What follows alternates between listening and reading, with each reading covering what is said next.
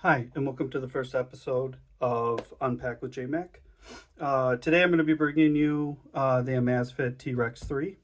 I previously had the Ticwatch 3, and I upgraded to the Ticwatch 5. However, I recently went on vacation. Took some water. Um, Long story short, the company only gave me like a discount and wouldn't really help replace it, and the discount was only like $10 worth of Black Friday. So I said, you know what, whatever. I'm going to try this watch. It got great reviews from what I could see, and the specs that I liked. I'll be going over each spec so you can kind of see the difference between these two. Um, this weighs at about 44.3 grams. This has dimensions in millimeters, about 50 by 48 by 12.2. It does have Corning Gorilla anti-fingerprint glass. I do put a finger protector on all those, and I will be putting one on this. It does have Bluetooth 5.2 and the new Snapdragon W5 Gen 1. And it does use the Google Wear OS. It did have a durability of 580M, but like I said, it did take in water. The sensors, accelerometer, gyro sensor, heart rate, all the sensors that the new Tick watches have, and the new um, smartwatches have. This pretty much had it. Really good watch. I really did like it. Hey, I had no complaints. The software worked really well. The battery life was really done well. I thought you could get 2+ days out of it with the 2 display screen. Um, so with that being said, though, this should have a battery usage up to 27 days, and if you're in battery saver mode, 40 days. So that was really intriguing to me. And the battery size is about 700 mAh, and this it was around 650 mAh.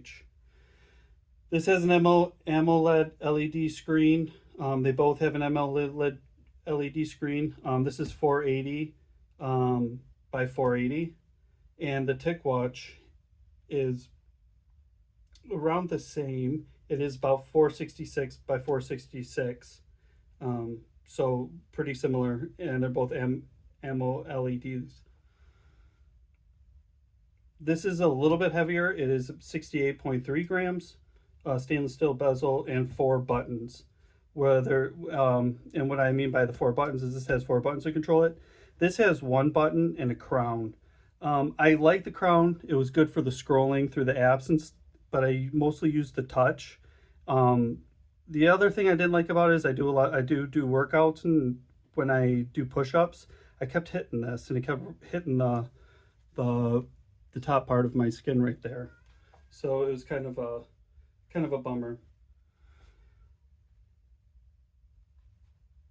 So with that being said, let's get this thing open, and I am going to connect it to my phone. I do have a Pixel 7 Pro, so I will be connecting that to that in this video. I already have the app downloaded on my phone. It is the Zep app, and that's it right there. If you can see that.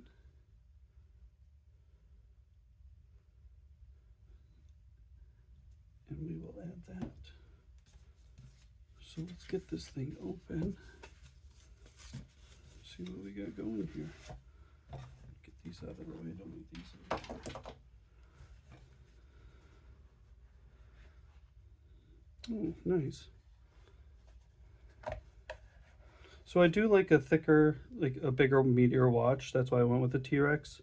They do have a balance that might work well for you. That's probably more usage um, for most average users.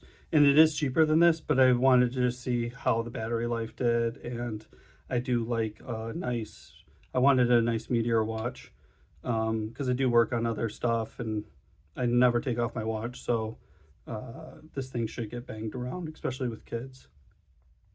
Take this off. Nice big display. Pretty similar to that. Does feel nice. I'll boot it up here in a second. The strap is a little weaker than I would think it would be. I think this would give me a little bit more. It would give me a little bit more Got a lot of adjustments on the strap, which is nice. And already I can tell, for being such a big watch, this fits pretty good. It's not too bad. It's kind of comfortable. And when I say kinda, I mean it is a little bit on the higher side. You can kind of see the difference in thickness on that. Let's take this off. See if I can get this thing to boot up. Boot up for ya. Get this going.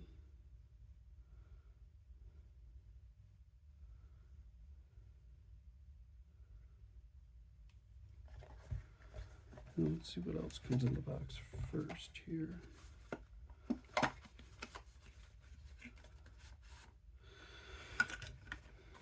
Okay, so this looks like, this is the pins. So if you want to get extra watch straps, well, I'm just having a heck of a time with this. This is your tools, your little charge pad, and then it gives you a little instruction diagram for removing the pins. I'm going to leave that in there so I don't lose that. And then the extra side grips are right there.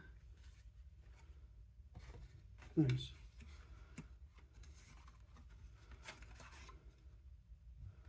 Then it looks like an instruction booklet. Let's see. USB-C is the input on this. So, I mean, that's universal now, so. Instruction booklet.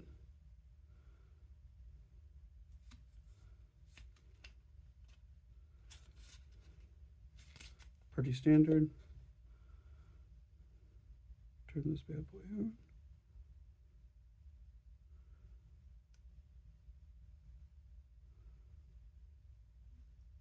There we go.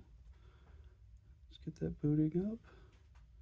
Press these two buttons, it got it booted up. I don't know if it was that one or the bottom one. I can already say the display looks very, very crisp and clean. I'm going to select English here, download the Zap app. We're going to add this watch. Now it comes up with the scan tool, so let's see how well this works. Oh, scanned. Yes, allow.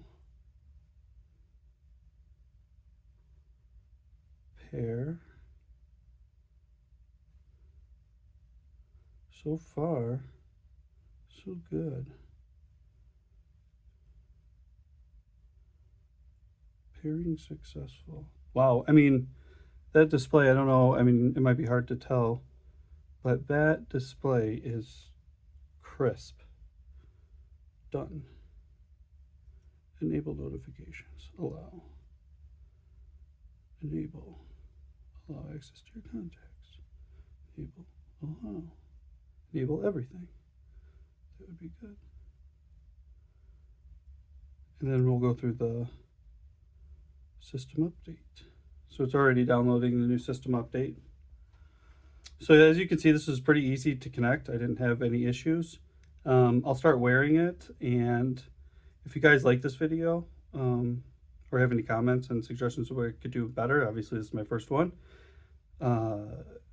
Stuff might be out of order, but if you want to see something else, please give me some suggestions. I'm happy to buy stuff and give an honest review of something, or if I already have it, I'll post a video of that review. And if I will post an update video if you guys like this, and give you an update of how the use and wear, doing workouts. I do running, so hopefully I'll get a run in on this. It is winter time, so I might not tell you how the software is, notifications, text messages, phone calls. This doesn't have the voice capability, I don't believe. The balance does, so I'll report back if I use that feature or don't use that feature as much. I try not to, so just try to use my phone. So, all right, so I also have the watch fully charged now. Turn on that light. It's fully charged.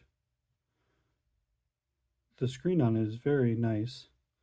The charger I like. It's pretty simple. The 2 pins, line up to the 2 pins on back. You can see all the sensors here on the back. Very nice surface on the back. Felt comfortable. Pretty lightweight. Doesn't feel too heavy. Nice stainless steel bezel around here. And then it just connects like that, and it goes to your USB-C.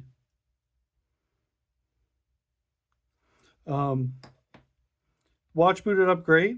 Setting up was a little different. I wasn't used to that just from my initial takes, but the overall build quality of this watch feels great. With this watch, that's your back button, and then when you go through your apps, you hit select, and it'll go to the app that you want. Down will let you go down.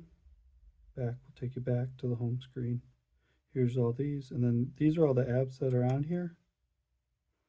Now the one weird thing that I found is you can see my temperature up here, and you can see that the temperature comes up now, and it's based off my location. How I had to do that was a little bit different. So you have your device here. So you go to the App Store, right here. Now this is the App Store. Now you can see mine now has the weather app. But what you have to do is I had to put the weather and then the keyboard app just in case I wanted to do text messaging. And so I added I had to go to the store, go into utilities, find more, and then scroll until I found the weather app. And you can see there's a ton of apps to choose from. I haven't gone through all of them yet. I'll do a better deep dive on this. But the watch is at 100% now, so I'm going to wear it, start seeing how it feels. Wear it at night, see how it feels. But that was just my initial thoughts that some of the apps that this watch uses, I have to download on this app to get it to sync. It did sync with all my text messages already. I'm getting those through, all my app notifications. I was able to talk to text on one of them because I wanted to try that out right away just to see what that was like. It went through very well. Yeah, and then I was also able to control my music on my Pixel 7 through YouTube Music as well. The weird thing though is when you go to your music, it always defaults to phone music. I don't know why I want to do phone music. Or I mean, it usually defaults to watch music, but I usually do it to this, and then as soon as you pull this up, your watch will sync, and it seems to be syncing with my Android pretty well. So I haven't got to use the Zebflow. This is their AI software, so to speak, and having the watch do stuff for you via voice, but I don't know how much I'm going to use that feature. But so far, the beautiful display, bezel, pretty lightweight for the size of it, pretty comfortable around my wrist. And then I'll give you an update in probably about 30 days, maybe, see how the usage is. All right, bye.